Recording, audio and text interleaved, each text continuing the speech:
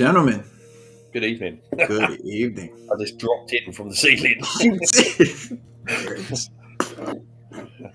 What Very a hell of an dramatic. entrance. Parachuted in. I'm sorry for the weird, sad sounding music. I don't know what's up with that. Are you drinking a Budweiser again? I am. The problem is I can't get the England here in the UK, you know, I so know. I've got to drink something crap. Tonight's a Pepsi night, man. There we go. Anyway, cheers, everybody. Cheers to you, too. I know I get a lot of criticism for drinking Budweiser. I do apologise. But it's cheap. And, you know, times are hard, you know. Yeah, so Budweiser it is. I've just had a trip to America and I'm skinned. So you drink American beer. There we go. But it's brewed in the UK. Make sure to add that point always. There you go. Cheers, mate. Cheers. Well, it's good to see you guys as always, and we are here for another episode of Unfiltered Conversations from across the pond because Darren has stayed up very late to join us as he normally it's does now, on Sundays. 35 minutes past the 10th of January. We have Killer King. Hello, fellow unionists. I wouldn't say I'm a unionist now. I guess that's new. Okay, thanks, Kane. Yeah. I wouldn't say I'm a unionist. I'm a historian, which means Yeah. I'm straight down the middle. And I understand and I get everybody's point of view. Well, not obviously I don't share the point of view of slavery, but you know what I mean. Well, we have a few things that we wanted to talk about. I don't know. You know, at the same time, I don't even think there really was an agenda. Hardy, hello, sir. Welcome to the stream as well. Welcome back.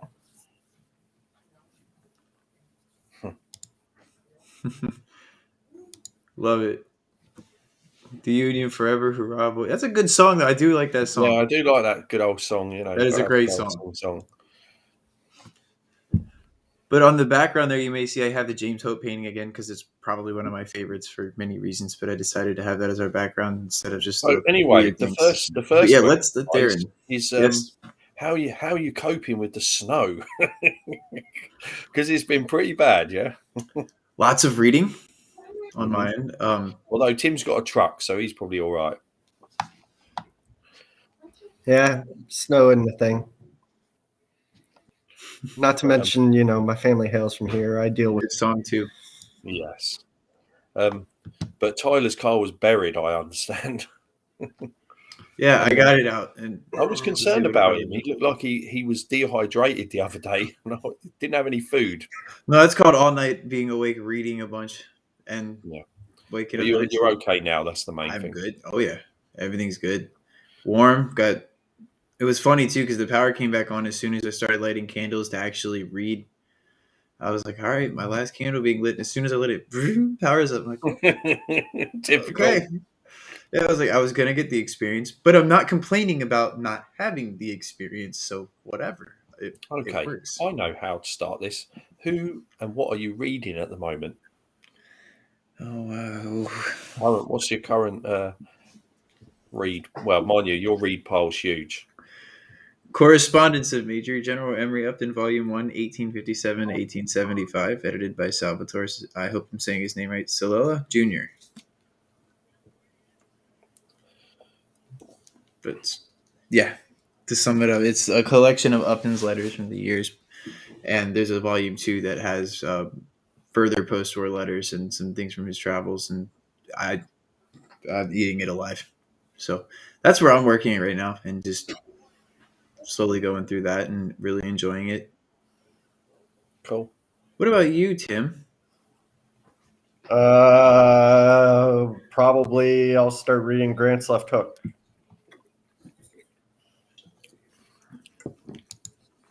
So about the Bermuda 100. Is that the ECW one? Yeah. Yeah. Good deal. Good book. Hey, I have Ambrose's bio of Upton is absolutely a good book. Yes, that is a fantastic one. In fact, I think I have it right there. Actually, talking about Upton, I think we was having this conversation the other day, wasn't we, Tyler, about the fact that I don't actually have a favourite general or a favourite Yeah. in particular, and I feel a little bit frustrated about it. I don't know why, but I haven't got anyone Awesome. that has actually ever stood out yet for No? me that I actually want to learn more about them. I just like everybody. I find that frustrating in a way. Killer King on Twitch says that yeah, I have been to the Mule Shoe. Ooh. It's a very interesting place to go. The three Very of us have powerful, been. very Yeah, I live powerful pretty place. close to it, and have spent many times at the Mule Shoe. It's very powerful place. I spend a lot of time too up there at Dole Salient, obviously with Upton's attack, so I spend a lot of time up there as well. But I probably spend equally the same time just moseying around the Mule Shoe, and a lot of my thinking can be done there. It's a very powerful spot for that. It's got a lot of energy. It's something I definitely felt. I felt some energy there. Oh, sure. I mean, it's like I said, it's a powerful spot to go. That the wilderness has its own right too. When you get to the right spots in the wilderness, I think Tim, you can probably echo that. We kind of had our own experience when we went to the Vermont Monument. We were just kind of, and it's so cliched in my mind too because it's something I always think about every time I'm going through the wilderness. But you hear traffic as you're walking through the beginning part, and then as you weave your way through just a little bit, even around that little monument walk you have there, you get to a little part where the traffic dies away, and you don't hear it, and you really get to have that feeling of being Very in. true. Yeah, we get that, and especially in the summer, it was an interesting thing to be right there in the middle of summer. It was hot, it wasn't cold by the slightest, man, but I mean, still, it was the feeling of the wilderness, if you will. So I think that's one thing that's really cool too about having other powerful spots like that. You get to hear modern day and then kind of just slip away when you get into the woods, and you really do have that immersion, if you will, when you're on a battlefield. And I think the wilderness is one of the greatest places for that as well. Chancellorsville, when you're on the History Loop Trail, there's spots where you can start hearing traffic fade, and it's just you in the battlefield. And that's when it's the coolest moments, I think. Definitely. Yeah. Cool, got a little battlefield talk tangent there. What else? So yeah, that's Tim, and then he's got Bermuda 100. That's the ECW Bermuda 100, which is Grant's left hook. We've been talking about going down there soon too, so that would be interesting.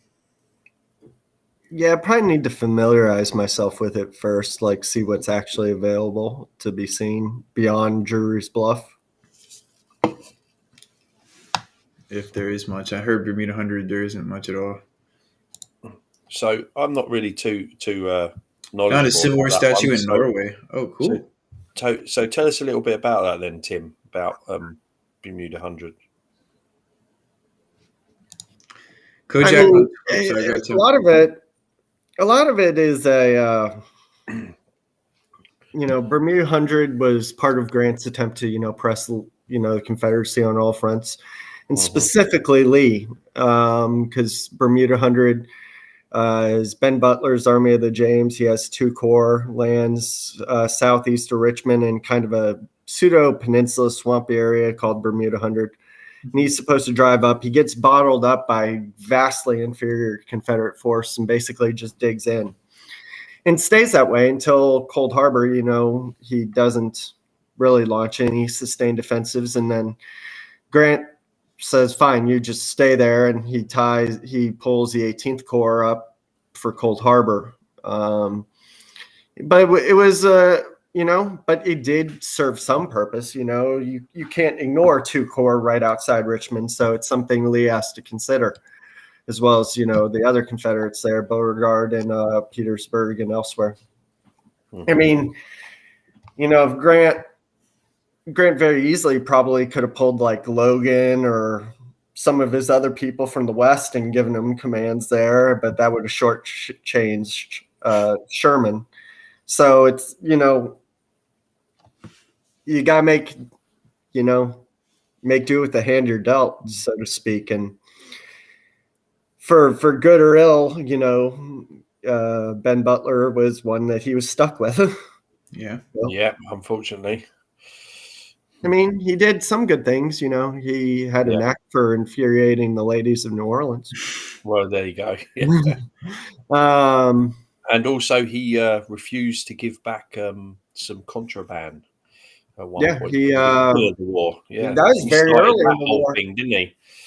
Yeah, and he was one of those ones that, he was formidable. Yes, people, Lincoln, et cetera, would stand up to him, but you kind of had to pick your battles because he was so influential.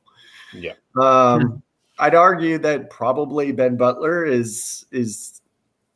he might be the most important political general in the war, not because of any success he had. That isn't actually true. I'd actually say the most successful political general is probably Logan, because he commands the Army of the Tennessee for a bit, and his combat record is exceptional.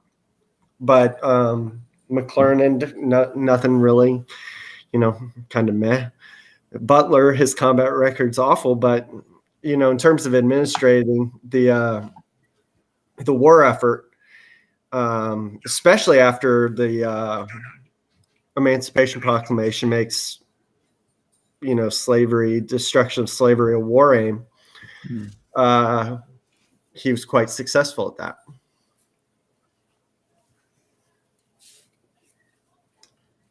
Darren. Yes, sir.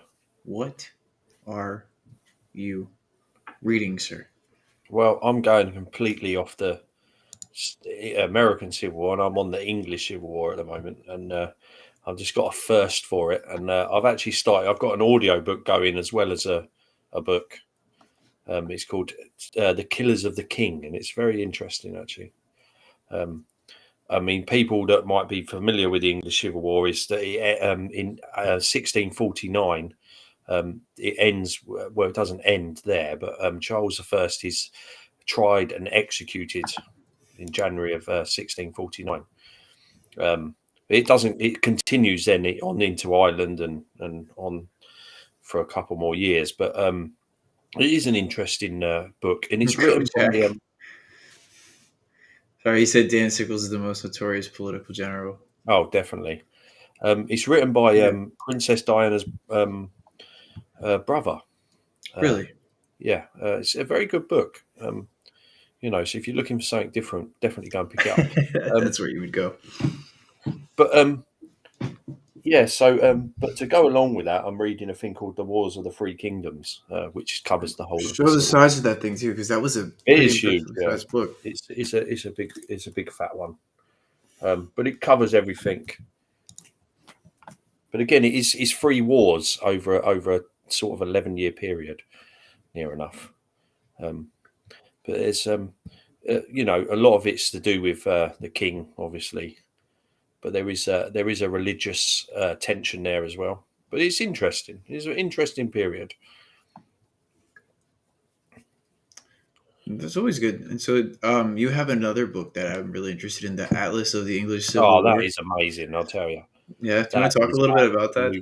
What you think of it Amazing. so far? Because I'd really like to hear kind of your Yeah, take on I mean, again, it's one of those reference type ones, where you're going to pick it up when you want to know about. But what's really great about it is obviously it's got write-ups on pretty much every single battle that's taken place during that period, over the whole of the British Isles. So that's pretty cool. Yeah, it's just, and also at the beginning of the book as well, it's got about 2 or 3 pages of the tactics of the time and stuff like that. Oh, that's cool. Which is cool, because I mean, there's a helps little somebody like me that doesn't have any background knowledge on it. There's a little war that happens before the English Civil War. It's called the 30 Years' War in Europe, and that's a religious war. But that's when tactics really change. That's when you start seeing the cavalry being used in a different way. That's when you start seeing the infantry being used in a different way. And of course, you start seeing more, there's units of musketeers, with flint, with matchlock muskets. You start seeing different things. And then that transcends into the English Civil War, I was reading up on 30 Years' War last week. So yeah. Well, the thing is, the start of this Three Kingdoms starts with that, because a little bit like the American Civil War, you get a lot of people learn their trade in the Mexican War. A lot of soldiers, learn their trade in the 30 Years' War because they go to Europe because they're Protestant or they're Catholic and they want to fight for the cause, So they learn their trade there. And then, of course, when they come back, the English Civil War kicks off. They're, thrust into the action again, but they've got the experience of already fighting in a war. Some people, which actually mercenaries, they would travel around Europe and they would be paid just to fight in an army. And because they liked fighting, that's what they did, But it is interesting. That looks And it's something I would want to get into. Reading the first chapter, it's got me interested in the 30 Years' War now as well. It's just like it's like a rabbit hole, You start reading something, and then the next thing you're down the next rabbit hole. And that's what's great about it, I just, so much. So that's what's great about it. So many good books out there, It's just unreal. I know, like I said, I have a lengthy to read pile, and one of them, I pulled it down. I told Tim that I wasn't going to do it, but I have Fred Anderson's Crucible of War about the 7 Years' War in the United States and beyond that. We call it the French and Indian War, Tyler. We don't call it 7 Years' War? No, we don't call it the 7 Years' War here. Okay. We call it the French and Indian War here. You've heard it first. Well, probably not first, probably many times, but we're going to call it the French and Indian War. I thought it was. Can I ask why we would refer to it as such? Is it because we weren't involved in it for 7 years? Because the colonies were not involved in the wider 7 Years' War. Yes, it's part of it, and it really differentiates the theater and helps to. It's a more accurate description of. Yes, Kojak, that's right. The war George Washington started. You know what? You could say that George Washington fired the first shot of the American Revolution without knowing it. Because a lot of people say, well, it's true. No French and Indian War, no revolution. So my thesis on Washington holds. But and as we said yesterday, I don't have any problem calling it. My people were there actually taking shots at Washington. So fortunately, they missed. Yes, unfortunately. Don't add an there. There's the first one. I knew it. If it wasn't you, then somebody else steps up, don't they? Next time you know. No, I truly actually do buy into the theory that George Washington was the indispensable person. I think no Washington, no victory. Fair enough. I mean, because who else? Who else? Charles Lee? No. Gates? No. Green's a nobody until Washington raises him up. Mm-hmm. Was John Hancock going to do it? He was another option. I don't think he would have done it. That it's all spec, right? Mm-hmm. We don't know what we don't know. But next time you come to the States, Darren, I'll take you to Mount Vernon. Yeah, we'll go there. But going back to the English Civil Wars, people don't realise how much impact that actually has on America, because it does. It has an impact because you've got the colonies at the time, a lot of them are Protestant at the time, but there is English Civil War battles in Maryland, believe it or not. And people don't realise, it does spread that far. They frequently link Bacon's Rebellion or tie that to the English Civil War. Yeah. Yeah. And again, we call it the English Civil War, but it's not. It's the British Civil Wars. That's what it should be called, because it involves Scotland, it involves Ireland, I actually have a book on Bacon's Rebellion. It involves England.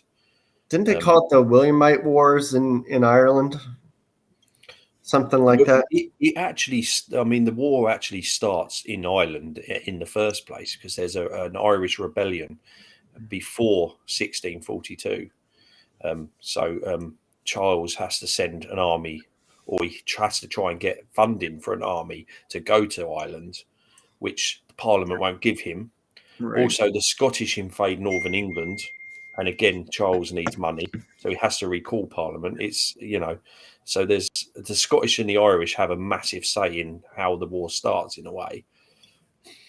Yeah, and then Cromwell gets involved, and Oh, Cromwell is a different kettle of fish. Yeah, I mean Cromwell's not involved at the beginning as people think he is.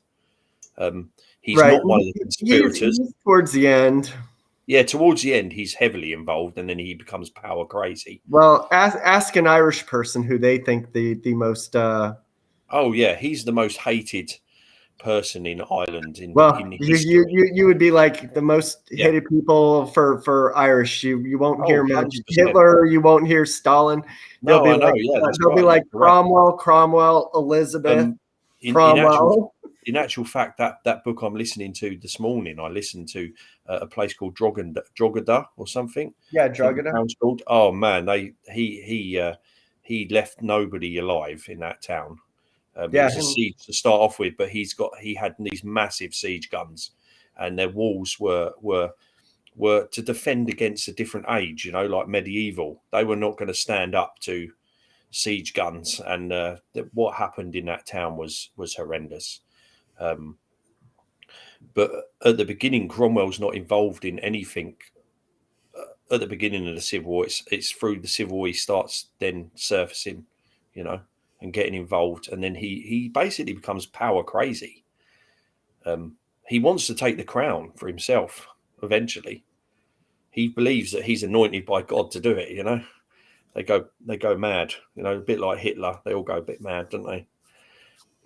Yeah. But yeah, he's hated and reviled in Ireland. Yeah, I get that.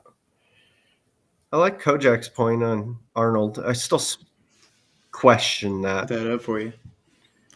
I mean, Arnold, he begged Congress to lead this expedition up to Canada, and what he did with that was rather impressive. And then he fights a pseudo naval battle up there after the Canadian campaign's done. But he's still his level of fame. I don't know if he quite has it to that point where Congress would have considered giving him commander-in-chief role. I think they did it the way they did with Washington because there was a trust factor. Well, they really did because they needed the support of someone from the South, namely Virginia, which was the most populous and largest state or colony at the time. So Washington's selection was more political than anything else. I mean, yes, he actually had more military experience than any native-born American at the time. So, but I mean, for until he turned his coat, Benedict Arnold, he did show his ability at Saratoga, but that's 3 years into the war. So for the first 3 years, if not him, who would it have been? He could have been appointed commander at that point, but I like Arnold up till the point he turns his coat. Over to you, Darren. He turns his coat over to you. I don't really have an opinion on it because I've never really studied the Revolution because it hurts too much. Doesn't it? But, I did say I know you're. I should start reading and up about soon. I will do. I found a book on Kindle. It actually is the collection of all the war diaries entries from July 1st, 1916 for all the British battalions going over the top at the Somme. All of them, all in one book. And it was cheap. Well, saying that, I watched this amazing TV film the other day on Netflix called The War Under. I think it's called The War Under the Ground or something like that. I can't remember what it's called now. The War Below? Yeah. Oh, it's so good. It's new. It's new to Netflix. It hasn't been on very long. If you have Amazon Prime, you should look up Beneath Hill 60. Mm. Is that the Canadian? Is that the Canadian? No, Aussie. Okay, yeah. Hill 60. Why do I feel like I've seen that on Netflix before? I've actually visited I visited a Canadian trench when I was in. It's near Ypres or whatever that bloody place is called. Oh, Vimy. That's their Vimy Ridge place. It's called Hill 60 or something. I can't remember what it's called now. Yeah. That was eerie place. There's like a museum there, but I was the only one I was the only one there because obviously the trenches are at the back of the museum. They've obviously built the museum at the front, you know. Oh, it's eerie. Oh, I can only imagine. Eerie as hell, man. Well, that's what I hear. That's what I hear about the Lochnagar crater. I mean, I showed that one to Tyler from space and had him zoom in, and then you can zoom out, and you're practically in like outer space when you can no longer see the thing. I mean, it's huge. It's like 10 times the dimension of our crater at Petersburg. Yeah, it dwarfs it. Now, saying that, the film that I watched the other night on Netflix, apparently it was the biggest explosion ever. Apparently, you could hear it in London. Well, you know what they were trying to do, right? London, didn't they? And the guy at the end, he has to stay to blast because you know the tunnel collapses. But, oh my god, this explosion was huge. Well, their objective was across a series of hills, a ridge line called the Messine Ridge, and quite literally, what the Allies, really the British, were trying to do was literally to blow the top off of this entire ridge. Yeah. And if you look at the imagery from it, you see what looks like all these little ponds. Well, the ponds are the craters that they've dumped water into. Yeah. And it's just, you can see the row of it going up, running north and south. And that's the remnants of these mine explosions. I mean, they really took underground warfare. And keep in mind, in parts of the Western Front where they're doing that, you know, they had to come up with very elaborate water removal systems because a good chunk of the area is below sea level. So they're constantly pumping out water, trying to stay quiet. You know, issues that tunneling here at Petersburg or Vicksburg, they don't have those problems. So very interesting stuff. That and again, the Germans started digging counter trenches, and of course they come across each other, you know, in these and start killing each other in the tunnels, you know. Just knives. The War Below, it's called. So if anybody's not seen it, go and watch it. It is. It's on Netflix. I think it's on Netflix internationally. I don't think we have it yet. Okay. No, it didn't come out that long ago, but it is very good. I really enjoyed it. Yeah, it was a nice surprise actually, because you know sometimes you go on Netflix and you think, well, I wonder if there's anything new historical that's come on there. You know, I check periodically, and I was thinking, and it didn't have it didn't say anything next to it about it being new or anything, and I just thought, oh, what's this? And you know, you get to see the trailer first, and I thought, and I didn't even think about it. I just pressed the button. As soon as I saw the beginning bit of the trailer, I thought, right, I've got to watch this. And it was just amazing. Did you ever see, what's that one that came out with Chris Pine? He plays Robert the Bruce. It's on I know what one you mean, yeah. I haven't actually watched that, no. You should watch it. It's really good. Yeah. I've watched The King. That one's about Henry I didn't V. like it. Did you not like it? Their depiction of Agincourt was just it wasn't right. Atrocious. I mean, you know, the archers are supposed to be the from what I remember, I think I've watched it twice now. The archers are supposed to be what win that battle, and you don't really focus on them at all, do they? No, they turn into a hand-to-hand combat between between the two kings, or the Dauphin and the King Henry.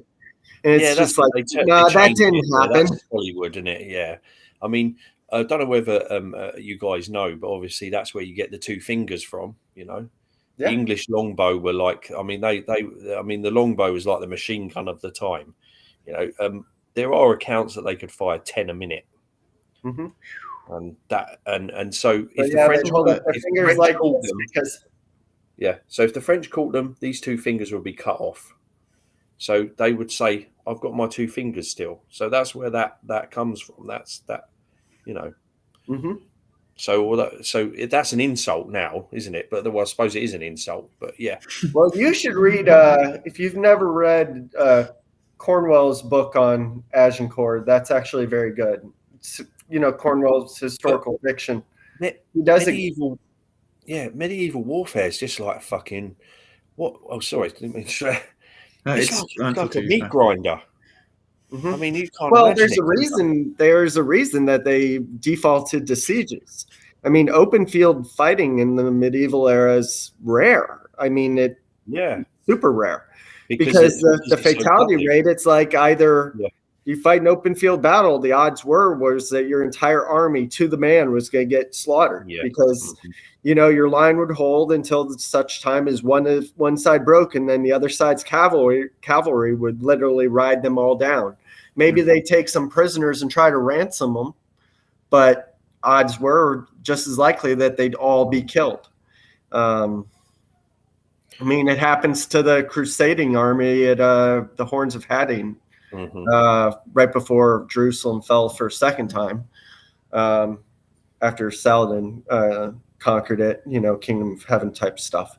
Yeah. That was a good movie, actually. I enjoyed that. I thought it was entertaining. I just It was I kind entertaining. It was good. know, I know it's not accurate, but it was okay. it got the basic facts right. Yeah, it did. The entire crusading army died there. The Balian secured terms. Granted, they weren't as generous as what the movie said, but that's not the point. They really did parade the former king around on a donkey. Yeah.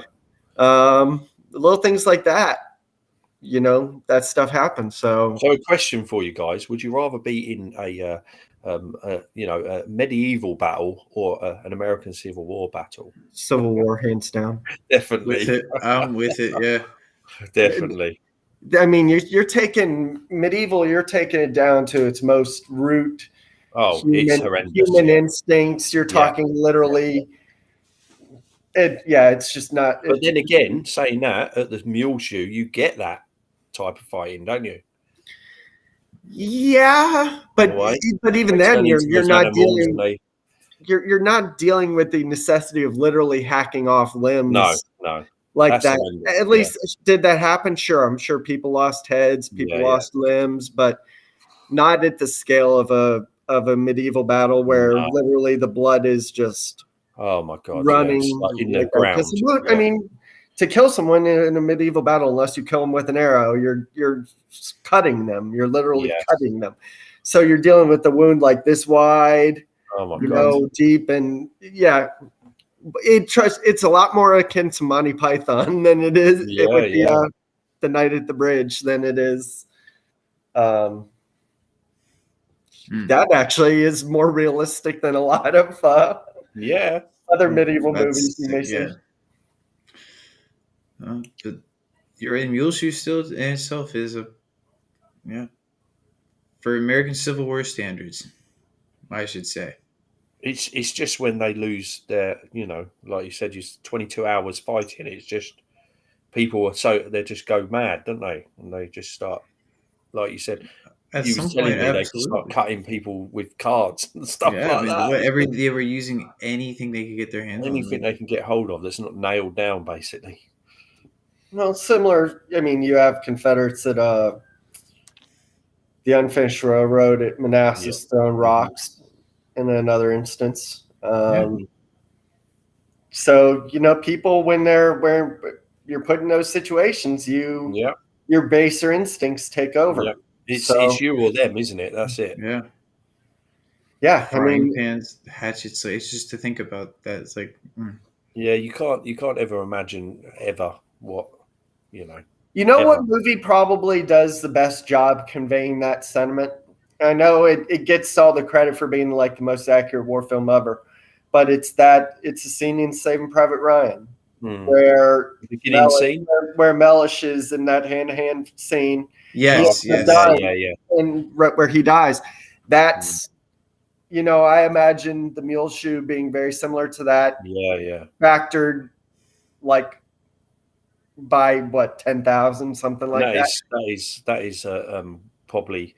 I mean, I remember watching that the first time. That movie, and that scene where that was the most disturbing thing in the movie to me. Same. That's the hardest to watch. I can't watch. It's hard to tell. From the first scene when they land on the beach, it's just carnage. It's just like, oh my god, and the way they shot that is just. And I don't think a war film had ever gone to that length to to show you their perspective of what it's like to be shot at. I mean, that's brutal. And then if you remember the game, was it called? Was it not Call of Duty? Medal of Honor, Allied Medal of Assault. Honor. Yeah, that is how that started. Mm-hmm.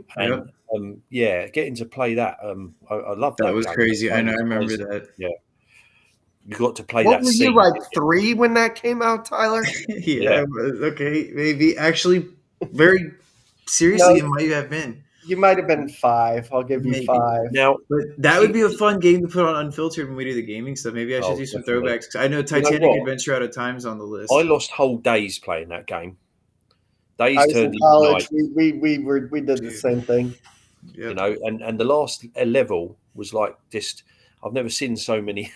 Like, it was just mayhem. I don't know how I completed it, to be honest, but I did. Bloody, Yeah, it took that me game ages, was though. fun. I know, and that's where you start Days. out in the same little boats, and then you have to go up onto the. Oh yeah. Yep. Oh, dude, that game is fun. I don't remember much of it. It's been a long time. I'll have to see if I can't get it to stream and put that up on the page soon, because I think that'd be fun to watch. That was. Did you ever play any of the close combat games, Darren? Like Bridge Too Far or anything like that? No, I didn't know. I used to play a thing called Total War. It's like a medieval. I still play that. game. Yeah, so you could reenact the Battle of Hastings and stuff like that. I played Napoleon Total War. I played that. Empire Total on the War. PC. Yeah, Total War. Yeah, that was quite good. The Rome one was good too. Total War's fun. Yeah, and you could build your own sort of like empire and just go around. But you could recreate some of the famous battles. Mm-hmm. Very enjoyable. What else is it? I've been doing Scourge of War. Told you that was good. It is really engaging if you have to really sum up the gameplay. Like it absolutely so too. I mean, and you really have to focus on your brigades and make sure that I hate them with a passion, but your supply wagons don't just charge forward into the enemy position. I actually never had that problem, so I don't have a clue what you're talking about. Oh my god, dude! They just even that with orders, like you'll be sitting there and all off just shoot your fucking supply wagon. You're like, where are you going? Like I mean, and with anything too, it's just going. But I don't think anything happens to them. They get captured. You lose your supplies, or they destroy them. I mean, you just shoot down the entire thing. And I know, and even in Ultimate General, if you get your supplies either captured, I believe you can shoot them down. Excuse me, because I know that I lost supplies yesterday. I actually don't know where the supplies. I mean, yeah, you can lose your commander; they just disappear. Mm-hmm. It'll say on the little like tick bar on the side that you lost your commander. You were having a problem yesterday. Oh, your guys were running everywhere, so they're showing up into every engagement with like zero morale. You took a volley and then they retreat. That was my issue, and I realize that now is that I was running everybody, and I was like, "Wait a minute! No wonder they're breaking." So I was wondering, why are y'all breaking? You just get there, and then sometimes they won't even go. Like I'll go check their progress, and they just stopped like halfway out. We're just gonna stop here and not do anything. Okay, cool. That's fantastic, and that cost me the match for sure. So note to self: when I start playing again, I need to make sure that I do not sprint into combat. I just kind of gradually let it. Also, I don't think you charged one time. No, I don't think I did either. I don't think I had the stamina to charge even once. No, you didn't. But if you'd walked in and you'd fired from long range and then went a little closer, then flanked them and charged with another brigade, you might have broke them. Also, I think he had so many points. What I was trying, I was thinking you needed to move somebody through the town when Early showed up. You should have taken one of those brigades to the hills. When I did that last sweep of the whole entire map, I kind of had that in the back of my mind, and I noticed that loss like as soon as I saw Schimmelfinning come up on that right there. I was like, there's my. Well, he moved when you tried flanking him on the left. It was Schimmelfinning that he put to block you there. So he had moved him to his right. So which was a smart move too. I was impressed by that one. I was like, damn. I thought because I thought I was gonna be slick right there. I was like, I got him now. well, Nope, so that's what I'm talking about. There's something with the game that's weird. Let's look realistically, despite being, a Sons of Union veterans guy like I am. Realistically, do I expect who did he have on his right? He had Von Gilsa, Smith, Schimmelfennig, and Ames against Gordon, Hayes. Yeah, Smith, but whatever. I'm like, you're talking the cream of the second core. yeah, coming like, down. That's and you got slaughtered. It was you who got slaughtered. And I'm like, yeah, no. I'm sorry. and I had a great line too. I was just And you did. You should have had the morale advantage. You should have had the experience advantage with those troops. So that game can be weird because in that only numbers could have held, and yet the numbers start off equal. Yet you were the one getting plastered. yeah. I'm like, what? By 11, I get it if that was like the Iron Brigade opposing them, or the Bucktails or Stone, but those three brigades at that stage, it's like there's some bad research going on here. They were destroying my line there. I mean, you had like the Louisiana Tigers lose 50%. We used to have a TV program here that started in 2003 called Time Commanders. It was really good, and what it was is it was a strategy type game, but you did it on TV, and you had like a team of 4, and they would be given a battle and a scenario, and they would have to command. They would have to choose which army they were going to command, but they would do it on this TV program. It was so good. But it finished in 2016. I think they revamped it, but it never got anywhere, But it was really popular at one point. But they would go through, and most of the time they would lose the battle. But they would have somebody, obviously, would have to be the general. But that was really cool, and it was based along the lines of the Total War type game, Mm-hmm. And then of course I've got my War of Rights that I've been playing. It's been interesting. Specifically, some of the matches they have that 300 person feature that I was doing the test with when they first brought that out, and they've gotten it to where it runs smooth finally. So I've been playing a few. Oh, Tim, I already took care of that. Yeah, that happens all the time. Yeah, that happens. Unfortunately, yeah. When any time you do that, it's easy. I see it. They're infiltrating us. Yeah, they're coming. Now that happens a lot. I was like, I know, I saw that. I was just like, okay. Let's make sure that was addressed quick. Welcome to streaming. It's a horrible world. So anyway, Tyler, what have you got coming up, Unfiltered wise? Yeah, so been busy this week.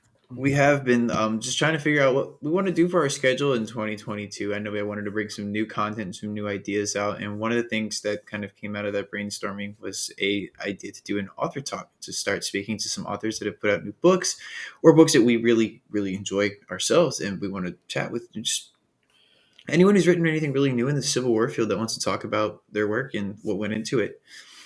So we have 3 scheduled there on our page, and let me pull up the schedule so we make sure we have this right here.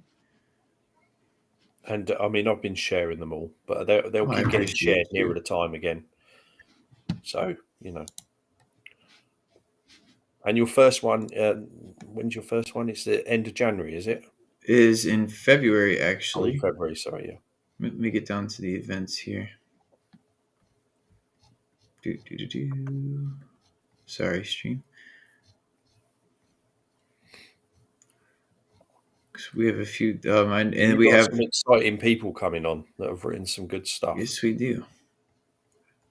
I like to have all my notes in front of me, and I didn't put notes up today, which is shame on me for once. All the time, shame on me. I never get my notes ready in time. I should. That's all right. And I still have an issue finding. Here we go. Shows, watch list. No. For some reason, it doesn't want to show me where my events are. Anyways, our first talk that we have is going to be Friday, February 4th with Chris Bryan. Excuse me. God, I can't even read my own Bryan, handwriting. yeah. Chris Bryan. The So who Cedar is- Mountain to So who Antietam. is Chris Bryan? Can you just tell us who he is? For Sure. people that So don't know. he's the author so far that I have on Chris is that he's the author to the new Cedar Mountain to Antietam, a Civil War campaign history of the Union 12th Corps that's focusing on July to September in 1862. I'm going to have him introduce himself when he comes on stream there because, we haven't had to sit down and chat yet. So, And did we meet this guy at Antietam, mm-mm. Sharpsburg? No, he wasn't No. there. Okay. But I'm really excited for that one. Oh, and that's a Saturday. Oh no, it's a Friday. That's right. Yeah, it's It's coming Friday. up a Saturday here because it's 12:30. Yeah, cool. But before that, you also have something with the tattooed historian, don't you? We do. And that's actually in Gettysburg, actually in person, isn't it? But it'll be online as well, won't it? Yep, as of right now, I haven't had an official call yet. We're waiting on the official call for that. But Okay. COVID numbers being what it is. Yeah, it might not happen Mhm. physically, but it's still going to happen regardless if you can't be there physically, is it? We'll figure something out. Yeah. If not, we'll reschedule because that's an in-person talk that we want to do for sure. And that is the what ifs moments, is that right? Mhm. That'll be No, good. no, the WTF moments. Oh, what the F? Oh, I Mhm. get you now. Yeah, sorry.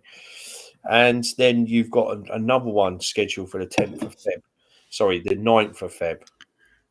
We do Again, it's showing up as a 10th on mine because it's the time because difference. different times. And see, that's where I was Yeah. getting confused. And that's Alex Racino on there, Maryland, who's coming to speak about his book and what went into writing that. We're really, really excited to have him on as well. And then you have another In one. March, we scheduled have for the another 10th one of as March. well. Oh, sorry, the 9th of March. See, it's gonna mess with you. It Doug is messing with Ashton, me. yes, Doug Ashton Yeah. comes on to talk about Barksdale and Oh, his book cool. about And Barksdale. William Barksdale is one of those characters that jumps out. I'm saying earlier about I haven't really got into a character of the Civil War yet that I really. But he seems one that might be But interesting to you. he's one that I definitely like the way he is, and Well, I mean I do actually quite you like gotta Dan read. You gotta Sickles. get this book and read it then. Saying that actually, I have actually got Dan Sickles, the book about Dan Sickles. I was gifted a reenactment event called American Scoundrel. American Which Scoundrel. I just haven't read yet. But obviously, Sickles has got a great, well, they all have. This is what again, I keep mentioning this many times. The Civil War is so many characters, and if people don't know Sickles' story, he gets away with murder. Before the Civil War, he murders Literally, his not brothers. even just He figuratively literally speaking. murders him like what is it? A stone's throw from the White House in cold blood. It's like, what? How did he get away with that? it. And he gets away and he pleads in temporary insanity. You know who It's his the first attorney time was, in right? US history, Stanton was his attorney, right? really. Yeah, Yeah, Edwin Stanton. because this is the thing. This is what makes me laugh about a lot of American Civil War generals is they're either, obviously, I know they went to West Point, it's an engineering college, isn't it? Sort of. Mhm. But they're either an engineer or they're a lawyer before the Civil War. Or a politician. Or a politician, it's like, I mean, obviously you get the odd one that are not, but the majority are. Well, the interesting thing that most people don't, today via whether you're ROTC or OCS or West Point, you get a lot of military history, a lot of tactics throughout your commissioning source. But back then, they got 1 year of one class in 4 years on military art. And a lot of that covered fortifications. They didn't get, they got drill and stuff throughout, but as far as tactics and stuff went, they didn't get a whole lot of like theory. And I mean, even Kojak's made a good point there. He was, Yeah. But the thing is, he was even trying to stick his nose in coming up to the My Run campaign as well. Even though he was basically out of the war at that point, Hobbling he was around, still yeah. trying to influence what was going on, wasn't he? Yeah, He was. You know, and it's like that's the political side of him, isn't it? Indeed, it is. Sticking my nose in where it's not wanted. Oh, politics. And George Meade did not like Sickles, did he? Obviously, we know why. But there's other incidents, isn't there? You know, of him causing problems. Chancellorsville and Sickles is interesting. I'm Yeah. not saying Sickles caused Again, any I problems, think, but you know, I mean, he's going back to that when he sees, you know, the Confederates marching past. And you went to that. You went to a few of I those did, spots. yeah, that was pretty Yeah. cool. You know, actual fact, some of the coolest places you took me was actual, you know, along that route. But seeing that clearing, it boggles the mind of why the forest or the woods or whatever you want to call it, the wilderness stops just for, you know, for that, and then carries on again afterwards. I don't get it. But and Hazel Grove is the other one. Yeah, the Hazel Grove is a great spot. I mean, that is powerful standing up there. That's like, well, that's goosebump moment territory. That is. Fairview on the other side can be the same way too sometimes. Yeah, but again, you know, he sends back doesn't he, to Hooker, and they don't believe him. Oh, they're just retreating. No, they're not. No. You know, it's again, you know, but yeah, it's a great story. And again, Sickles is right there at the center of it. I wish I should have gotten you. I wish the time didn't go down. We went to. I know, man. There's Fairview. never enough time, is there? I mean, there's No, so it's much not. I 'Cause want to do. we didn't even get to go all the way down to Fairview And see again, all I that. didn't really even scratch the surface at Antietam, and I keep going on about it. But because we was, you know, we only had that one day, it's just not enough. You need 2 days there at least, don't you, to be able to, and maybe even 3, so you could then, you know, just walk it at a leisurely pace and take your time with it. You know, so definitely be coming back at some point. I can't wait, man. Because yeah, Fairview's another one of those interesting spots. And You'd be on Tim, sort of you know the what? I receiving think end of we Hazel even Grove. need to chuck in a visit to Yorktown, you know, because I know that's your favourite spot. Hey. You know, if I'm going to go to Yorktown, I'm not going without the Unfiltered historian, chief historian. Well, I'd be happy to show you sometime. Sorry, I'm not going otherwise. So if you don't go, I'm not going. Okay. There you go. You don't got to twist his arm now. Like No. I go there most often anyway. Yeah. But another place I want to visit as well is Jamestown. I do want to go to Jamestown. Jamestown is awesome. Yeah. I want to go to the historic part of Jamestown. You know, that's where it, you know, all starts for the British colonists back in is it 1607? 1607. Thank you, by the way. I appreciate the 1607 is awesome. Yep. And, you know, there's actually a good TV program that was made in the UK called Jamestown. I don't know if you've ever seen it. It's okay. It's good. I like it. It was on Amazon for a while. Yeah, it's made by Sky TV. The innkeeper's quite an interesting character. He's always drunk. The whole show is interesting. It's been I like it. It's good. It's a very good program. 3 years old now. Yeah, there's 3 series, and again, I'm hoping they're making another one because I like it. They should. But yeah, I'm just ready for an actual Civil War movie to come out again. I mean, I think all of us are, even though I think we're all dying for that. Tear apart Hollywood movies. I don't want a movie. I want somebody, one of the big TV networks that they have now, or Netflix or someone, to go, right, we need a series about the Civil War. You know, dude, I sent you one today. They're doing it. Yeah, I know, but I want one about the actual the war. You know. I like the backdrop. I mean, I find the story of John Wilkes Booth absolutely fascinating. I do. Sure. Someone pointed out on that post I made in one of the groups, they said they meant in the article, it mentions Samuel Mudd's slave or former slave, but it doesn't mention Mudd by name. So that's very interesting. It is. But through the grapevine, I know that there is something in the pipeline along the lines of the Grant documentary, but about somebody else. And I'm not going to say because I was told, I was sworn to secrecy, but as someone very influential within the Civil War, there's going to be a documentary TV series coming out very soon. And I was told in confidence, so I won't say, but yeah, that's coming very soon. But we'll probably have to wait another 5 months before we get it here, like we did with Grant, you know. If I had to guess, and I know nothing, and I'm not going to read your face or anything, my guess would be 21st century. I'm thinking it's going to be something about Sherman. Oh, Really? No. Lincoln, No. then. There you go. You got it. Bam. Good guess. Second time lucky. Yeah. Yeah. I mean, a documentary about Lincoln, like the Grant series, would be truly fascinating. Yes. I think so too. Yeah. I can't wait to see all the vampire stuff going on. Don't start on that crap. Do Sherman yeah, Sherman needs Sherman would be great. Too, yeah. You know, I think the guy who played Sherman in that documentary did a really good job. Yeah. Though actually the best Sherman depiction I've seen on film is from North and South. I've never watched North and South. Is it worth watching? I like it. I mean, my mom got me on it. Kind of, it was Patrick Swayze at his, height is like a heartthrob in the 80s. But,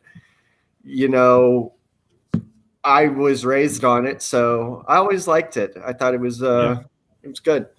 And I like the Lincoln movie. I really like that movie. I think it's good. They literally, they picked the one actor who could probably pull that off the best, and Daniel Day-Lewis is amazing. Yeah. I don't care that he's a Brit. He's probably the most talented character actor out there. He's great in Gangs of New York as well. I mean, he's just Last of the Mohicans and all of that stuff. There Will Be Blood. He just Will Be Blood. That's a great film. Yeah, he gets fully immersed in those roles, and for the 2.5 hours or however long it is that you're watching Lincoln. He is Abraham Lincoln. To be fair, they got some of the cabinet spot on as well, didn't they? Do you not think, as in looks wise? Yeah, the guy who was uncanny. Uncanny. Yeah, that's what like David Strathairn doesn't look too much like Seward, but he gets his mannerisms down. Oh, that's good. what I mean. Yeah, he's angry all the time. Yeah, it's great. Yeah. Yeah, and then the guy who plays Grant, the dude who he was the Professor Moriarty in the Sherlock Holmes film, the one with Robert Downey Jr. But he was brilliant in that, and I think he nailed Grant. Yeah. The guy that played Thaddeus Stevens too. I can't remember his name. Tommy Lee Jones, man. It was Tommy Lee Jones. Thank you. Yeah. I remember him. Okay, at least look. I remember him from Volcano. Is that a good? Not being funny, but one of the best films. Do I redeem myself? That's a movie a lot of people. Okay, but for someone who doesn't watch movies, to name that one out of anything to know. Yeah, it's sad that's the movie you know him from. That's a damn good movie too. No Country for Old Men is an amazing film, and obviously Tommy Lee Jones in that. That is a great movie. He is in that, isn't he? Yeah, that is great. I have seen that. There's Space Cowboys with Clint Eastwood and Donald Sutherland. I haven't seen like 100,000 other movies. Remember, I just watched Tombstone this year, man. Lonesome Dove? Oh, please tell me one of the two of you guys has seen Lonesome Dove with Robert Duvall and Tommy Lee Jones? No. I'm going to go and watch it now. It's the greatest Western ever made. Okay. Yeah, no, I did. Volcano was an interesting movie. That weird but interesting. Look, that also came that they did two that came out simultaneously. They were Hollywood. It was in this kick, right? Where different was it Earthquake or something like that? No, the other one was Dante's Peak with Pierce Brosnan. I do remember Dante's Peak. No. Oh yeah, Pierce, Mr. Bond. God, yeah. The That's acid when he was still Bond, actually. I remember that. Yeah. I actually, speaking of Bond, I ran across the now former James Bond in two separate. You could call them miniseries, but they weren't really. So, ironically, he is playing a German officer in an episode of the Young Indiana Jones Chronicles. Yeah. And this is a very young Daniel Craig. Mhm. And then he was in the second of the Sharp series. Yeah. Okay. Yeah. And very young. And I love the Sharp series. You know, Sharp was good. Yeah. Sharp was awesome. Yeah, it was brilliant. I love it. Yeah.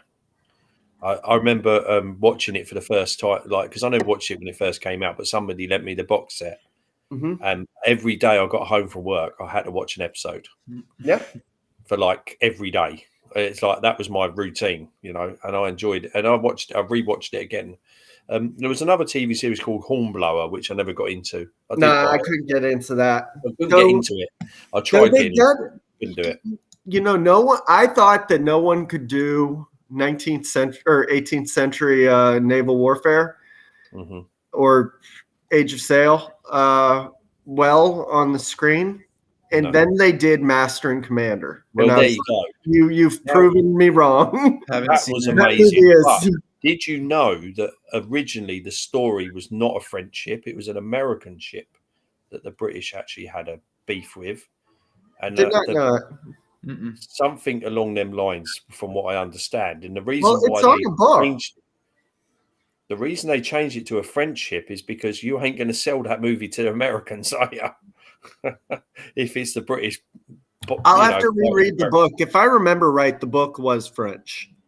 Was it? Okay. Maybe, yeah. But I've heard, because at the time, this is at the same time when you've got that amazing shipyard in, was it New York or somewhere like that? Yeah, well, it's Boston was when. Yeah, Boston. Sorry, yeah. In both the book and the movie, they mentioned that the French ship is built in Boston. That's it. Yeah. But it takes place in 1807, so the War of 1812 isn't started yet. Right. Yes, but that movie is amazing. Yeah, I will say I need to rewatch that again. Actually, now. But realistically, some of the shipping incidents that led up to one of the main arguments for 1812. You know, really, that would definitely be starting it. Another great actor, Russell Crowe. You know, I mean, he's never made a bad film, in my opinion. You know, someone told me that they were going to make it, that they're making Gladiator 2 and somehow he's in it. And I'm like, why would you do that? Why? Yeah, don't do it. He died. Leave good enough alone. And it's just like, you don't have to do that. Yeah, you could make a Gladiator 2 and you could make it just some other character. You don't have to bring Russell Crowe back. It just gets, like, some people, you know, he got blasted for the Robin Hood movie. A lot of people didn't like that. I thought that was an excellent movie. I thought it was a very amazing take on the show. It's the only one of the Robin Hood movies that really gets the fact that Richard never made it back to England. Yeah, that's right. He dies with a crossbow bolt in his throat. I mean, if you remember Prince of Thieves, you've got Sean Connery at the end. Showing up at the end. But that being said, we got Sean Connery. Like, he never landed foot on England, you know? I mean, I think he was born in England, but he never, once he left, he never came back. And then you get that scene at the end of, was it what we was talking about earlier about the Crusades? Yeah, and he says, "Oh, I'm the King of England," and then he walks off, you know. But he never left France. He dies in France in a siege. Richard the Lionheart. Who's the guy who does the? He was the Warwick bowman for years. He does a lot of demonstrations. I forget his name. He did he'd actually go up to Nottingham, to Sherwood, and by the Robin Hood tree and do archery demonstrations up there. Now apparently he lives in Canada. I'll find him, but he gives a talk in his Robin Hood spiel. He was like very anti-Norman, right? So he refers to Richard as like one of the worst kings that England ever had. Oh, he was, yeah. So he spent his whole time at the Crusades, and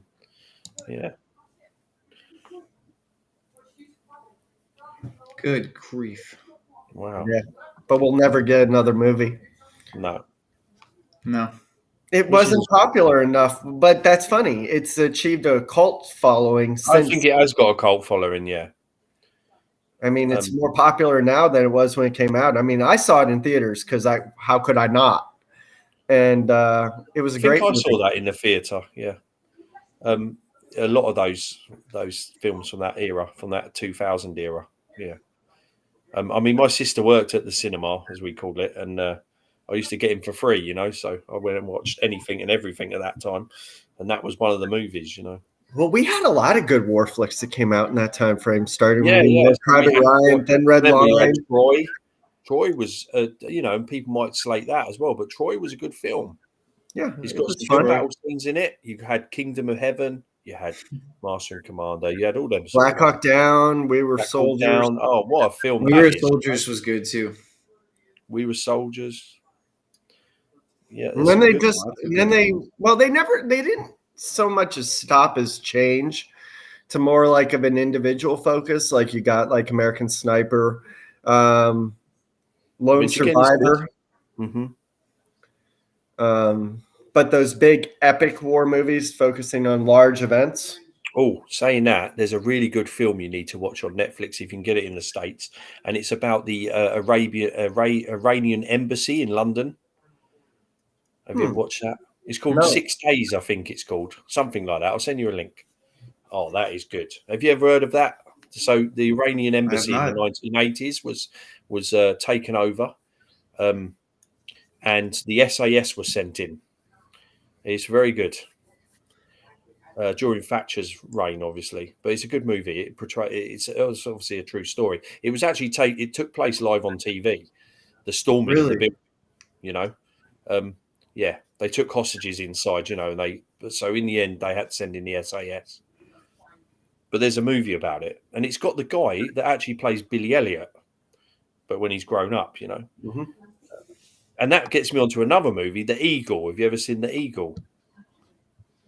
So yes, that was a good movie. That was good. It was entertaining. He had the dude who played in the that Turn show, Washington Spies. He plays the main character in that. And Channing Tatum plays the Roman. Yeah. My wife's crush. Not man crush. Yeah, squarehead. But Kojak says Master Commander Far Side of the World is book 1 and book 10 of the series. Oh my god. That's a lot of reading. But that was a good, really. I'm going to go and watch that now, Tim. Thanks. You brought it up. Which one, Master and Commander? Or yeah. I still need to see that. I'm sure I've got it on DVD somewhere. I have to dig it out. If it's not, you know, on something or other, which it is nowadays. You know, you could go, you know, I actually watched, I think I found it on YouTube. They had a movie called, TV movie called Ironclads. It's all about Honor and Merrimack. And one of the actors in it is the dude who plays the, Ty would know him, the dude who plays Bent in North and South, the bad guy in North and South. He plays this one like Confederate provost marshal he isn't really an antagonist, which is funny, but it's actually an entertaining show, and they get the battle between the two. They do it pretty well, and it was an early 90s thing. Okay. Came out with, like, you know, they did several Civil War series in the early 90s that was really good, that were pretty good. You know, Andersonville would be another one. Yeah, I've seen that.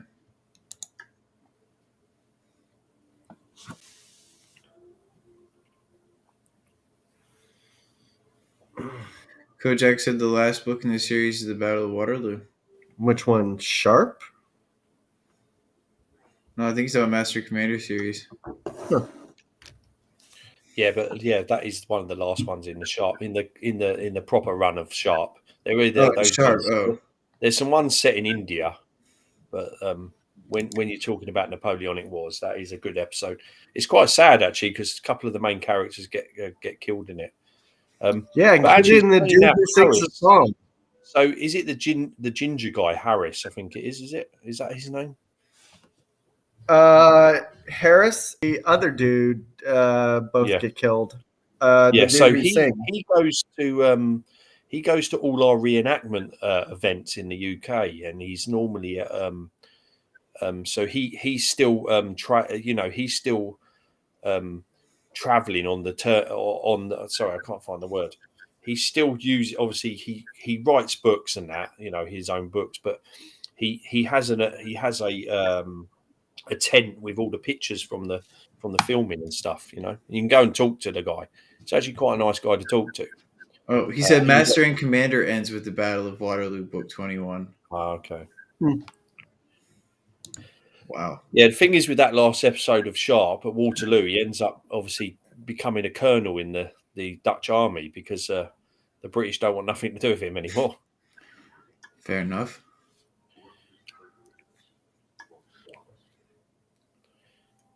So think of something else to chat about tonight before we hop off of here. One thing I want to bring up is Darren, you haven't been with us for a while. It's been probably 2-3 weeks now. So you've been back in England, and I just to get another answer from you, because I told you it might change the more time you have to just kind of sit and think about some of the things. If you could go back to any of the battlefield locations that we went to and look further into that, what would it be? Oh, that's a difficult one.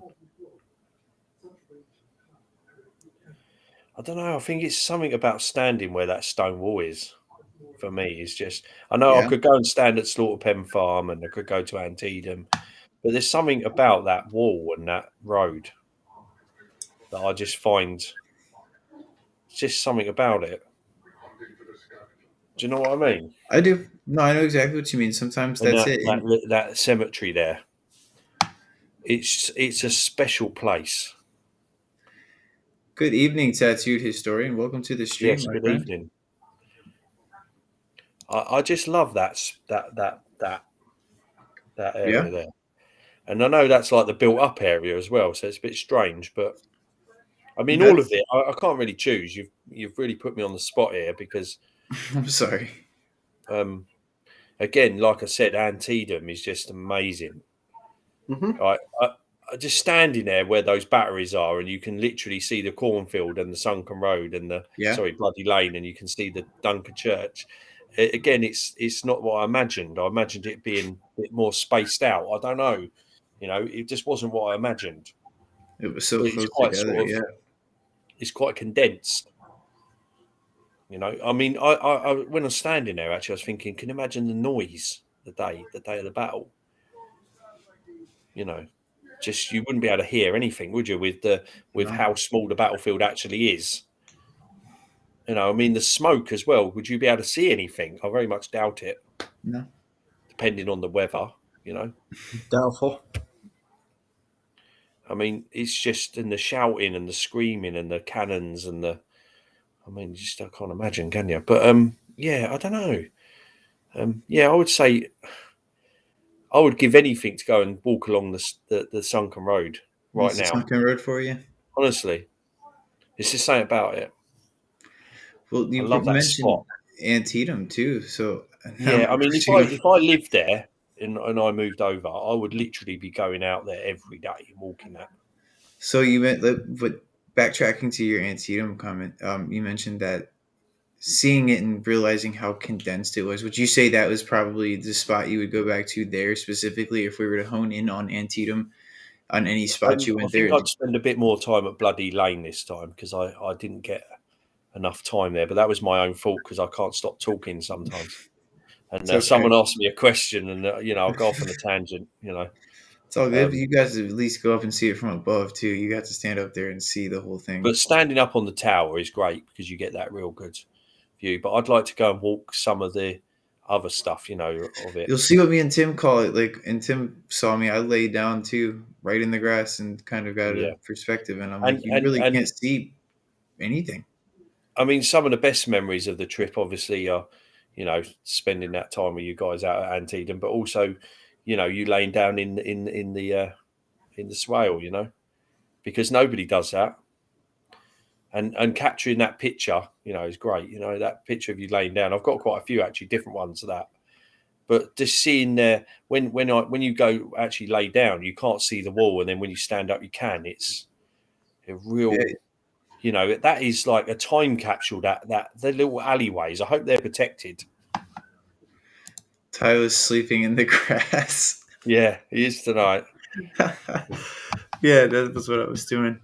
But But no, and he's right though. Like, to have are that those feeling, alleyways protected by any chance? it's just city right of ways. I mean, it's owned But by would the they city. ever be built? I mean, obviously they're not going to because they're city right of ways, but they're precious bits of the battlefield, you know. Of course, but what I mean that Oh, don't worry, we've already organised that.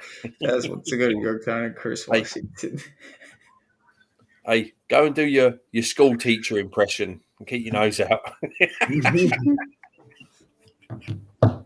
I'm only joking, mate. Oh my god. You've hit a raw nerve there, John.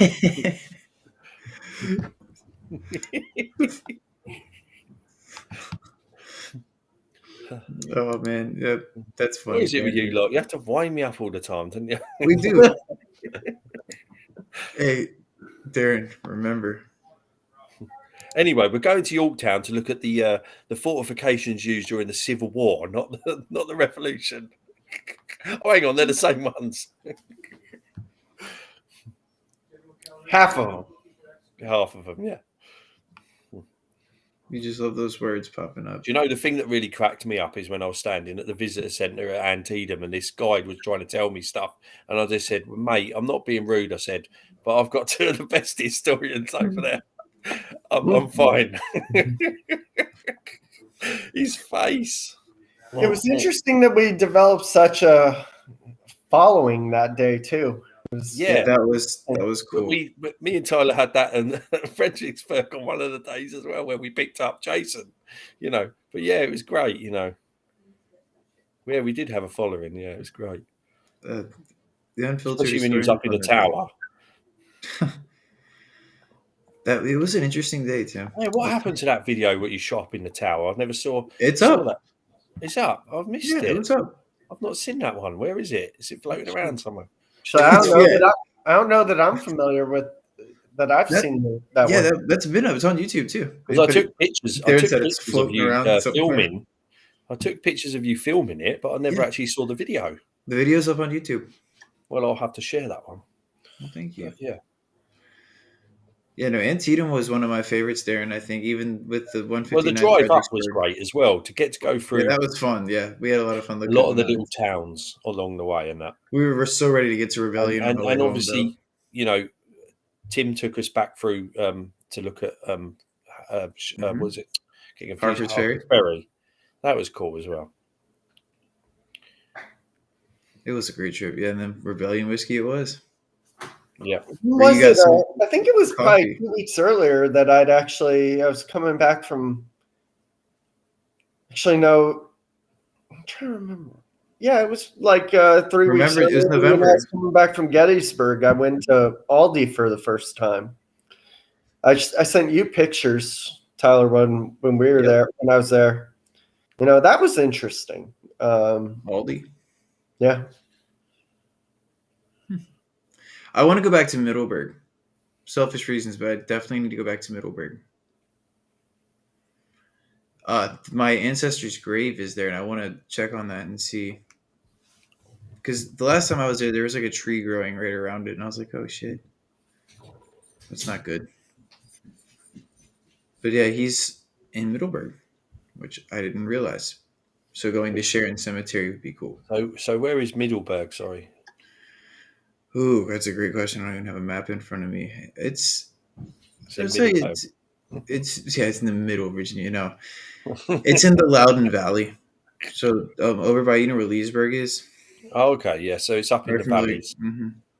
Up in the valleys. The valleys with EYS. Yeah, no, Middleburg is where my great-great-granddad ended up staying after the war too. In fact, his shop is what today would be the Shoppers parking lot. Actually, do you know, one of the coolest things is when I first arrived in Fredericksburg, coming off the freeway, and all the names of the roads are after generals. So I thought that was cool. That was another little highlight of mine. You're like, oh shit, I know those I names. don't know why. I know it's a bit sad, but there you go. It's a bit sad. But the thing is, I've been planning that trip for 12 months, and having to keep finally putting it see off. the names So of them. finally get there was like, a bit surreal, really. But it was a great week, and I really enjoyed it. I met some great people. Yeah, And again, going back to I actually got to sit and have a drink with a tattooed historian. And I will say this, John, I was a little bit starstruck, but I didn't show it. But it was great that you showed up at Rebellion Whiskey that night as well. Yeah, that was an awesome surprise. Yeah, that was cool. Thanks for that. Oh, Kojak, you need to visit Pea Ridge in Arkansas and Richmond, Perryville in Kentucky. They're on my bucket list. Hey, I'm telling you, we're going to go on the Western and the Trans-Mississippi swing one day. That would be cool. All together. Well, the disadvantage to Western theater is it's just so much bigger than Eastern theater. And, here, if I wanted, Daz, I could take you to 4 of ours in one day. It's feasible that you could hit both Manassas, so 6, Chantilly 7. Yeah. And that's being conservative with it, doing just the driving tours of each of them. And Chantilly takes 2 minutes? So you can't do that in the Western theater for the most part. I mean, yeah, you could do Shiloh and Corinth, or you could do Vicksburg and Champion Hill and maybe Jackson. But you can't do anything like 7 in one day. And if you go around Richmond, you can knock out 8 different battlefields or more in one day. But the West, they're so spread out. Oh, yeah. Well, we'll have to go on a massive long holiday then. So we'll have to be nice to our wives, won't we? That takes a years of goodwill to build. It certainly does. But also, I will bring up as well, you're saying about what was one of my favourite things as well. But Brian Cheesebro took me to some great places as well. Yeah. On the last day, he took me to some places that, and I discussed this with him earlier when I was speaking to him, that I wouldn't have gone to these places if he hadn't have taken me there, and I wouldn't have known they were there. So for that, I'm really grateful as well for him doing that. He took his whole day, to take me out to these places. I'm glad he was able to do that, and that was great, And again, I was overwhelmed by the people's, generosity and willingness to help me, and show me this stuff, because, I really did have the best tour guides ever. It was great. Thanks, buddy. Seriously, that was awesome. Like I said, that was having you there and just like being able to see your reaction on these fields. I mean, first day, especially on the 159th. Yeah, that was just wow, and it was Chatham Mansion and going out to Slaughter Pen again. Yeah, I mean, Chatham Mansion, actually, that's a nice. I'd like to actually see inside the building. Actually, do you know what got me thinking? So, that branch, didn't it, broke on that tree up on the Sunken Road the other day? Is that up on the cemetery bit? Is that correct? Oh, is that down on the road? Parking lot when we were coming in? That big tree is right there. How old is that tree? It was planted during the CCC era, so probably 1930s, early 40s. Oh, okay, so it's not a Civil War era one. No, but what I was going to say is that the thing that made me laugh about Chatham Mansion is that tree with the stilts. Is that tree all right? I'm hoping it's okay. Thank you. I really appreciate that. And I think that tree should be okay. I haven't heard any reports of that tree coming down. I'd be really sad if that tree fell out. I would be heartbroken, man, if I heard that. It's a special tree.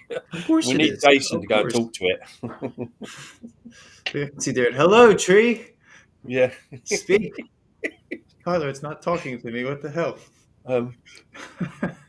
And of course, we also managed to get a Slurpee, and the staff knows nothing about Lawrence Chamberlain. Joshua Darren Lawrence goes in there Chamberlain. and Sorry. starts trying to lecture the guy behind the counter. He's like, "There's Josh Chamberlain in the back," and the guy's like, "What? Who? Where?" Are you sure? Are you kidding me? I was like, Why do "Darren, you not know stop, this? stop. They don't know anything about it. Just trust me." They're just like, "These guys are crazy." That's And exactly again, what they were thinking. the lady in the bookshop was amazing as well. She was funny. She's great. Oh, you what? Your 250 year bookmarks, or was it Yeah, I've 200 got year? quite a few of those. I'll chuck the last one back at her. You're like, I don't want this. You just got a reminder. It's a constant. You Oh, open a book and thanks you'll for see letting it. me spend £100. Not dollars. This was pounds. It's what happens when you walk into a Yeah, you Civil War need this bookstore. book. Oh, you need this book. Oh, you need this book. Oh, you need this book. Yeah, you walked out of there with a hefty load of books. I did. So next time I'm going to come over with extra baggage allowance. Yeah, bring a book bag. Literally a book bag. Yeah. And that's how you can limit it too. Like, okay, and I know it's not going to work because another book's going to pop up and then another one and then another one. Because next time I'm going to make the mistake of taking you to the used bookstore. Oh, please don't do that to me. Yeah, I'm going to take you there to the used bookstore. I think that's a good idea. No, don't do it. And then predominantly we're going to want you to stick to your bag of books. So bring a bag that you can fill enough books into. So once I'm you have going a to have bag extra full, luggage. that's it. No more books. But like I Another said, if I take 23 you to kilos Riverview, just for books. Tim's been to Riverview before. He knows. It's pretty awesome. It is. So let's put it this way: you walk in, you never walk out empty-handed. Yeah. Especially if I go with him. And there's that one in Gettysburg that I wanted to go to. That's another tough one. Mm-hmm. You know the one I'm talking about? What's it called? Yes, I know exactly which one you're talking about. For Yeah. the historian? Oh, yeah, I know. Yeah. I frequent that. Yeah. Yeah.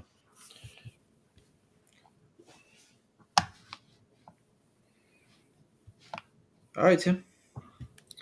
Yeah, I gotta hop off. So Tim, it was great to talk to you again, mate, and see you. So hopefully you'll be all right. yeah, we'll talk to you next time. Cool, yeah, mate. we'll be here, man. Thanks for joining. Yeah. Later, guys. See you All later. right, later, buddy. Todd, in your opinions, what is the best book on Fredericksburg? Oh, that's definitely one for Tyler, not me. Hands down, Frank O'Reilly's Winter War on the Rappahannock. But Fredericksburg can campaign. I just want to add, I do really, really like Chris Mikowski's and Chris White's little ECW book about Fredericksburg. Now, Todd, I will and that's going to be my answer to my next one. I want to branch it out too a little bit when I do my answer too. I mean, a lot of the times I point people to that book, but that book is really the military authority on Fredericksburg. So if you're looking for that campaign detail, Frank's your guy, like 100%. George Rabel puts out a book called Fredericksburg, and that was put out pretty close to when Frank's book came out. And that one really does focus more so on the political side of things when it comes to Fredericksburg, more than just the nature you're getting from Frank's book. Frank's book is, again, I wouldn't say strictly military, but it's really zeroed in on that micro tactical stuff. Whereas you have Rabel's book, which goes into the political stuff and stuff that I really value on Fredericksburg too, that really help to paint the picture and just add to the good story. The first one, Chris's new one, Chris Mikowski wrote a book called The Decisions at Fredericksburg, the 14 Critical Decisions That Defined the Battle. That's an awesome book. I recommend that after I'm so reading. jealous that you've got that. I want he that did book Simply so bad. Murderous, another good one. And there's some Fiasco at Fredericksburg by Warren Wan's a good one. I mean, there's a list, but if we're talking like best, and then you got me to buy that one. Was it Worst Place in Hell? Mm-hmm. It's an interesting take on it. Now, I say I wouldn't. Yeah. I don't know. It's one of the most interesting Fredericksburg things I've ever read. I will say that. It's hard to describe that, and I love it, and I still have it. So again, you met Todd, didn't you, and took him round, didn't you, on the battlefield? Well, we met the gentleman Ted that we know that we met in Antietam. Oh yeah, or we met in Spotsylvania. That's sort of how Todd and myself met. When I was walking around, we had been bump into each other at Spotsy, and we got to chatting, and then we ended up doing this awesome, dude. It was one of the greatest tours I've ever given. I swear I love it. It makes me real smile back to this day because it was such a fun day. But we went around Chancellorsville, and it was just so cool because when you give a tour too, you're also learning because it's another experience going through Yeah, the of battle course. like that. And it was so fun to just like again bring that hope to bring that story to life to where you could sort of feel the power of what Chancellorsville does offer. There's so much behind these battlefields that you can learn, and it's the little details that really add up to make these battles what they are when it comes to studying them that makes it connect with people. And that's why I love going and walking through these fields and spending time with people out here, because you get a different experience every single time. You know, you may bring some of the same information, or you may find new information to bring with you. And, you know, when you bring that knowledge coming to the battlefield too, or especially in the hopes to share that with others, you can bring that story to life there as it, you know, maybe not the day it happened, to the year, whatever, but even just being there, you can be on the field that it happened and you're in location of all of that. That adds to it even much more so. So that's the cool thing about giving tours too, is you learn a lot. Because you're presenting that information you just learned and studied on.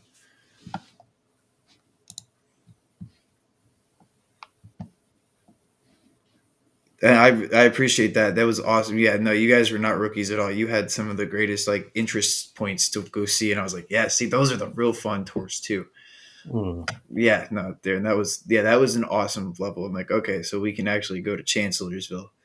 And Todd, I know we got to get together again soon, man, and walk some of the battlefields, whether it be here, Petersburg, wherever. I think we should definitely do that and just bounce ideas too, because you guys, that's what I love. We could chat about the battle, and that's where it gets to be a fun tour, when you have people you can just talk to about it.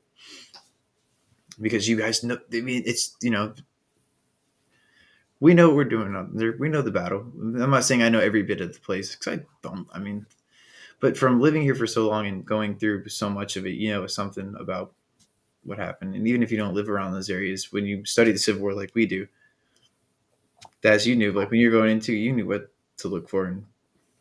And yeah, this weather sucks, dude. You ain't kidding. But that sounds like a plan, Dan. We'll get something going, and we'll have to walk around and do something. Well, I'm glad it held off until I'd, been over.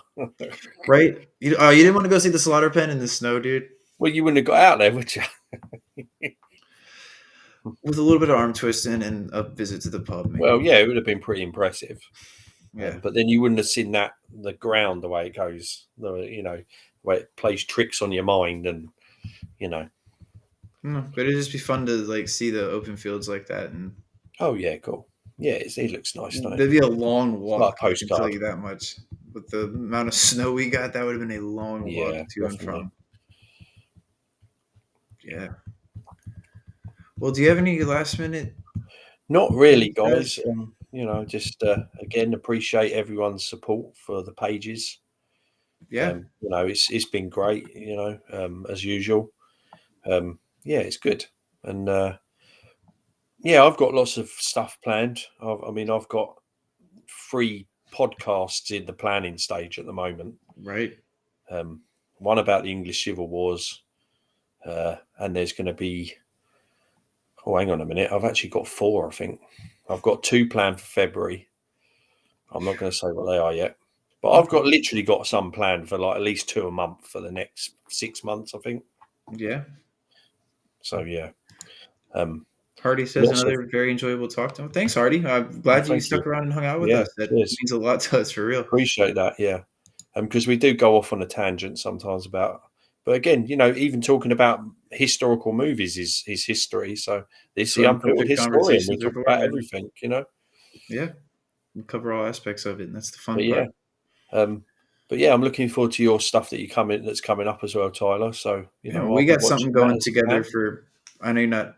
I don't know if you're announcing yet, but I know so you and I are doing something pretty soon for our podcast. It's exciting. I'm not going to go too much in detail. The first time you'll see the Unfiltered Historian on American Civil War and UK History's podcast. I'm really excited for this too. So that's planned. What will go and throw a spanner in the works now is if I get an email back this week. Yeah. But if it does, then we will think about something else to do. So you will be on. Yeah. You'll definitely be on it at some point. No, either way, we'll just And because Ooh, you know, beautiful. Henry Upton needs discussing. He set me some homework, you know, to go and get myself a book. There is a lot that there's a lot of books you need to get on Upton. A lot. You know, obviously you've got a lot to offer when it comes to that man. So I hope so. I mean, his story's really been something that's captivated me quite a bit recently, and particularly like you know, I mean, you told me the story of, I mean, his story at Spotsylvania is really interesting. it is. The story of their attack, and I mean, you was telling me when we were standing there on the ground, you know, and I was captivated by the story then. So I'd like to hear that again, but in a bit more probably a bit more detail, you know. We can definitely do that. Anyway, yeah. So that's all I've got to add, mate. All right, man. Well, stick around. I'll go ahead and get this logged off, and we'll chat and finish up on our off-stream stuff. And then you guys, we will be live this, I know for sure, Wednesday. So y'all check the events that we're going to be with quite a few historians, and it's exciting. And I'm going to try and be part of that if I can. Yep. But it's quite late. I think I might just set an alarm. If you're up for that, hey, well, we'd love to have you, Yeah. man. I mean, it's 2:00 in the morning now, so I'm up and There you go. You know, of course, if they want me part of it, then I'll be part of it. There you go. And you'd be 10 minutes into it if you think about it now. We'd only be 10 minutes live. Very tempted. It's tempting. But guys, we will see you again very shortly. Y'all have a good night.